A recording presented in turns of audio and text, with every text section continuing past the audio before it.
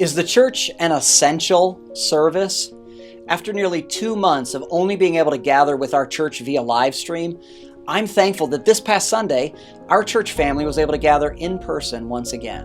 While, of course, we were careful to maintain the CDC's social distancing recommendations, it was still amazingly refreshing to gather again with God's people. And I'm sincerely thankful to be in the state of Florida, where our governor seems to understand that the gathering of a local church is an essential service.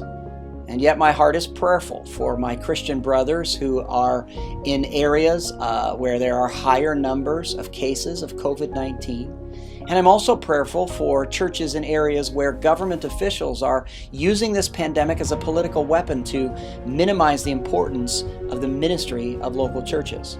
Because of COVID-19, a debate rages in some state and federal courts concerning whether or not the church is an essential service. And on one level, that's laughable. It's laughable that this discussion even exists. And it's laughable because the church is God's institution, and He purchased it with His blood, and the gates of hell will not prevail against it. Of course, it's an essential service. But allow me to give you 2 specific reasons why. First, consider the church's effect on a culture.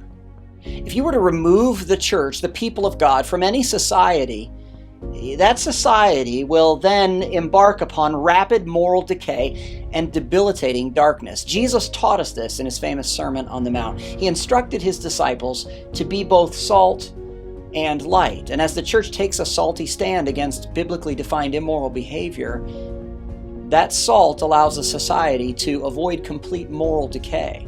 The church pushes back against a society's propensity towards sinful perversion and therefore has a preserving effect on their culture. And at the same time, the church is also called to be the light of the world, offering to a society the avoidance of debilitating eternal darkness.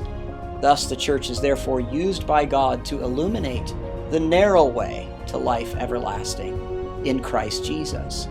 So the church is essential because of its effect on a culture, but it's also essential because of its impact on Christians.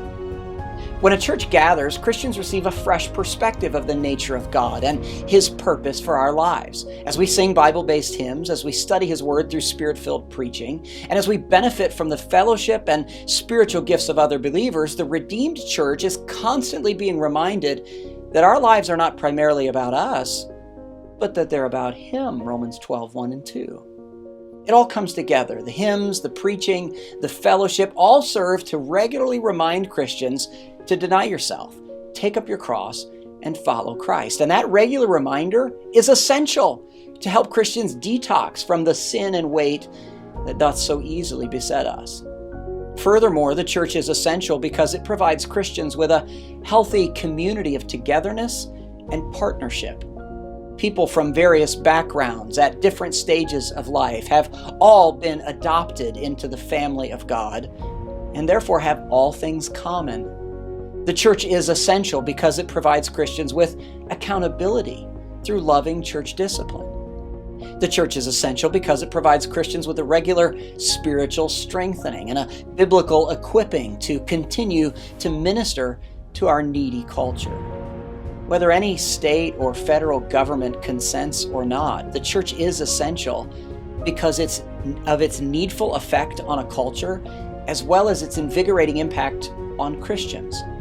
After all, as I said before, the church is essential because it's God's institution, and the gates of hell will not prevail against it. And dear Christian, let that truth strengthen your faith so that you continue to run with patience the race that is set before us, and that you continue looking unto Jesus, the author and finisher of our faith.